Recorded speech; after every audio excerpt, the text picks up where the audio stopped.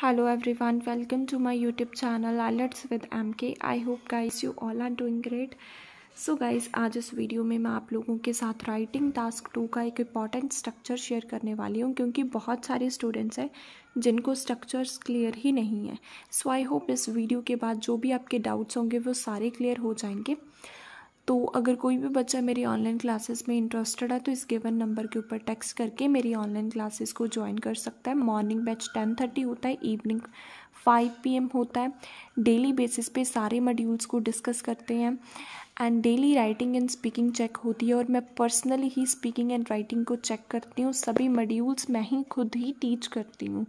So guys, इस video में तो मैं आप लोगों के साथ स्ट्रक्चर जस्ट शेयर करने वाली हूँ, क्योंकि बहुत सारे स्टूडेंट्स के 5.5 बैंड क्यों आते हैं, उन लोगों को स्ट्रक्चर ही नहीं क्लियर है कि हमने कौन सा स्ट्रक्चर फॉलो करना है. सो आई होप इस वीडियो के बाद आप लोगों के डाउट्स हैं वो क्लियर हो जाएंगे. अगर आप लोगों को ये कंटेंट अच्छा लगे तो चैनल को सब्सक्राइब करें, लाइक करें, शेयर करें, कमेंट करें. एंड अगर ऑनलाइन क्लासेस में इंटरेस्टेड हैं तो गिवन नंबर के ऊपर मैसेज करके ज्वाइन कर सकते हैं. सो आज जो बेसिकली मैं बात करने वाली हूँ वो है एडवांटेज आउटवे डिसएडवांटेज के बारे में. सो बेसिकली देखो, क्वेश्चन क्या है, एडवांटेज को आउटवे करो किसके कंपैरिजन, डिसएडवांटेज के कंपैरिजन. आउटवे का मतलब होता क्या है, आउटवे मतलब ज़्यादा. ठीक है, उन्होंने क्या बोला, एडवांटेज को ज़्यादा करो डिसएडवांटेज के कंपैरिजन. शॉर्ट में बात करूँ, एडवांटेज आप लोगों ने ज़्यादा लिखनी है और डिसएडवांटेज आप लोगों ने कम लिखनी है. ये हमें क्वेश्चन में बोला होता है. बच्चे क्या करते हैं, उनको मतलब पता ही नहीं होता, वो डिसएडवांटेज को ज़्यादा लिख देते हैं. सो वो आपका स्ट्रक्चर रॉन्ग है. ये अपने माइंड में आप लोगों ने रखना है कि अगर उन्होंने एडवांटेज को आउटवे बोला हुआ है तो एडवांटेज आप लोगों ने ज़्यादा लिखनी है. ठीक है, पॉइंट आउट करना है कि बोला क्या है उन्होंने, एडवांटेज को आउटवे बोला है या फिर डिसएडवांटेज को आउटवे बोला हुआ है. सो जैसे देखो, ये वाला क्वेश्चन है, इंटरनेशनल टूरिज्म, उसके इनॉर्मस मतलब बहुत सारे बेनिफिट्स हैं. ठीक है, एट द सेम टाइम, उसी टाइम पर इट ऑल्सो इंडल्ज मतलब इन्वॉल्व, इसके कुछ ड्रॉबैक्स भी हैं. किसके ऊपर, इन्वायरमेंट के ऊपर एंड इंडिविजुअल्स के ऊपर. Do advantage outweigh disadvantage. आप लोगों ने क्या करना है, एडवांटेज को आउटवे करना है डिसएडवांटेज के कंपैरिजन. मतलब एडवांटेज को ज़्यादा लिखना है और डिसएडवांटेज को कम लिखना है. हमने क्वेश्चन को अंडरस्टैंड किया. उन्होंने क्या बोला कि इंटरनेशनल टूरिज़्म के बहुत सारे बेनिफिट्स हैं और इसके कुछ ड्रॉबैक्स भी हैं, एनवायरनमेंट के ऊपर और इंडिविजुअल्स के ऊपर.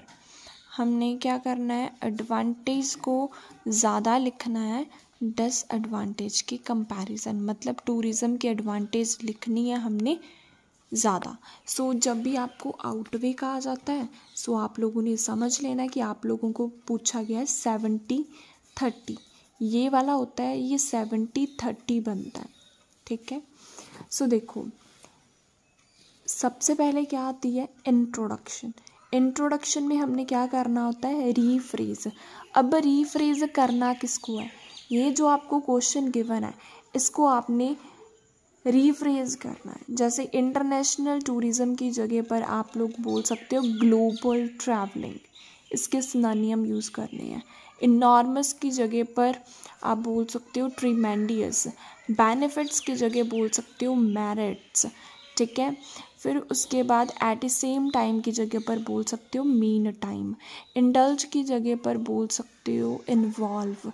ड्रॉबैक्स की जगह पर बोल सकते हो पिटफॉल्स. एनवायरनमेंट के ऊपर बोल सकते हो एटमॉस्फेयर एंड इंडिविजुअल्स के ऊपर बोल सकते हो आप लोग मासेस. ठीक है, मतलब जिसका सिनोनिम आता है उसको रीफ्रेज कर दो, जिसका नहीं आता उसको सिंपल लिख दो. इसका तो होता है रीफ्रेज. जो आपको बोला होता है कि एडवांटेज ज़्यादा करो डिसएडवांटेज कम करो, इसकी बनती है थीसिस. एंड थीसिस 9 की वीडियो मैंने ऑलरेडी अपलोड की हुई है. अगर आप लोगों ने नहीं देखी तो आप उसको चेकआउट करो, आप लोगों को सभी टाइप की थीसिस उसमें मिल जाएगी. ठीक है, सो इंट्रोडक्शन बेसिकली दो चीज़ों के साथ बनती है, first of all rephrase and दूसरा थीसिस। थीसिस मैंने बता दी और रीफ्रेज भी मैंने आप लोगों को बता दिया कि कैसे करना होता है।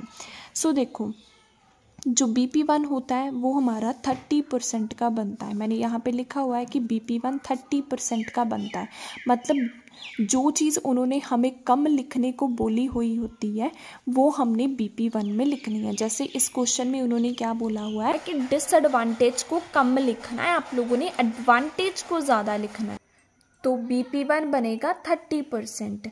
ठीक है, 30% का बनेगा और 30% हमने कम किसको लिखना है, डिसएडवांटेज को लिखना है।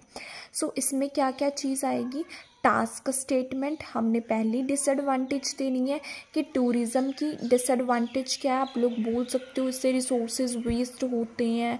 ठीक है, गार्बेज इंक्रीज होता है। ठीक है, आप लोगों ने क्या लिख दिया यहाँ पे, आपने लिख दिया wastage of resources and garbage इसके साथ होता है। आप लोगों ने पहली डिसएडवांटेज लिख दी 30% में। उसके बाद आप लोगों ने क्या करना है, इसको एक्सप्लेन करना है, एक्सप्लेनेशन देनी है कि वेस्टेज रिसोर्सेज कैसे होते हैं और गार्बेज कैसा होता है, हाउ। ठीक है, कैसे ये चीज़ होती है, उसका आंसर आपने एक्सप्लेनेशन में देना है।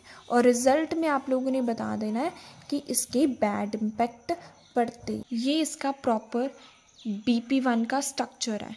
ठीक है, जिस चीज़ को उन्होंने 30% बोला होगा वो आपने BP1 में लिखनी है।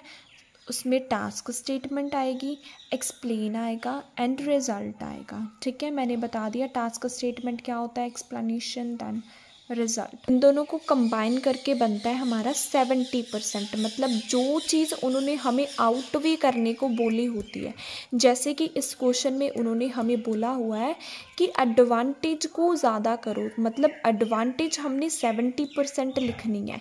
सो BP2 में भी एडवांटेज एंड BP3 में भी एडवांटेज। सो देखो इसमें मैंने क्या किया, टास्क स्टेटमेंट पहली एडवांटेज दी, टूरिज़्म की पहली एडवांटेज क्या होगी, आप बोल सकते हो कि टूरिज़्म की कारण क्या हो सकता है, जॉब अपॉर्चुनिटीज़ आ सकती हैं, जॉब के बारे में हमने लिख दिया। फिर एक्सप्लेन करना है कि कैसे जॉब आएगी टूरिज़्म के कारण।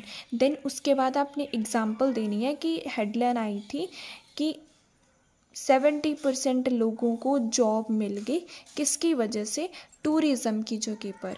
ठीक है, सो रिज़ल्ट में आप लोगों ने बता देना है। इससे ये बात प्रूफ होती है कि टूरिज़्म बहुत ही ज़्यादा फ्रूटफुल है। ठीक है, ये आप लोगों ने एक्सप्लेन करना है। BP3 में भी एडवांटेज आप लोगों ने बतानी है, उसमें भी आपने एक और एडवांटेज बतानी पड़ेगी। सो इसमें भी task statement, explain, example end result आएगा। इसमें आप लोगों ने दूसरी एडवांटेज देनी है कि और क्या एडवांटेज हो सकती है। इससे क्या होगा, कंट्री का जो कल्चर है वो क्या होगा, स्प्रेड होगा, मतलब उसके बारे में लोगों को पता लगेगा, कल्चर के बारे में। सो हमारी सेकंड एडवांटेज होगी कल्चर की। उसके बाद आप लोगों ने एक्सप्लेनेशन करनी है कि कैसे कल्चर बेनिफिट होगा। देन कल्चर के रिगार्डिंग एक आपने एग्जांपल देनी है, देन उसका रिजल्ट देना है। जस्ट सिंपल, बहुत ही सिंपल है। अब कंक्लूज़न देखो कि कंक्लूज़न को कैसे लिखना है। सो कंक्लूज़न देखो कैसे लिखना है। सबसे पहले ऑल दो लिख के BP1 लिखना है। जैसे यहाँ पे BP1 में पॉइंट लिखा था रिसोर्सेज, तो मैंने रिसोर्सेज लिख दिया। ठीक है, जो भी आप BP1 का यहाँ पे पॉइंट लिखोगे वो आपने यहाँ पे लिख देना है। देन कॉमा के बाद आपने BP2 और BP3 उनके पॉइंट्स, जैसे यहाँ पे मैंने जॉब लिखा था BP2 में और BP3 में कल्चर। ठीक है, बात इतनी रिमेंबर रखनी है कि पहले 30% की बात लिखनी है और कॉमा के बाद 70% के पॉइंट्स लिखने हैं और कुछ भी नहीं। कनेक्टर ऑलरेडी मैंने आप लोगों को बताए हुए, वही पॉइंट्स जस्ट आप लोगों ने, वही कनेक्टर आप लोगों ने जस्ट लिखने हैं, कुछ फालतू लिखना ही नहीं है। तो एक बार ओवरव्यू दे दूँ सो दैट कि माइंड में अच्छे से बैठ जाए आप लोगों की। ठीक है, सो क्वेश्चन क्या था, एडवांटेज को ज़्यादा करो। ठीक है। तो हमने क्या किया, सबसे पहले इंट्रोडक्शन बनाई, रिफ्रेश किया, थीसिस लाइन लिखी। BP1 हमारा 30% का होता है और जो बात उन्होंने हमें कम लिखने को बोली थी हमने वो लिख दी। जैसे यहाँ पे उन्होंने बोला था कि एडवांटेज को ज़्यादा लिखो, तो डिसएडवांटेज को हमने 30% लिख दिया। BP2 और जो BP3 होते हैं ये 70% के होते हैं। इनमें हमने वो बात लिखनी होती है जिसको उन्होंने आउटवे के लिए बोला होता है। सो आउटवे उन्होंने हमें एडवांटेज को करने के लिए बोला था। सो BP2 में भी एडवांटेज एंड BP3 में भी एडवांटेज। इनमें हमने जॉब की बात कर दी और यहाँ पे हमने कल्चर की बात कर दी, सिंपल। ठीक है, यहाँ पे भी टास्क स्टेटमेंट, यहाँ पर भी task statement, explain explain, example example, result result, everything same, कुछ भी बीच में हमने न्यू ऐड ही नहीं किया। जस्ट कंक्लूजन में हमने क्या, ऑल दो लिख कर BP1 की बात लिख दी और कॉमा के बाद BP2 एंड BP3 की बात लिख दी और कुछ भी नहीं किया इसमें, बहुत ही सिंपल है। Okay guys, so I hope आपको अच्छे से समझ में आया होगा। अगर समझ में आया हो तो चैनल को ज़रूर लाइक करें, शेयर करें, सब्सक्राइब करें। Thank you so much for watching and supporting IELTS with MK।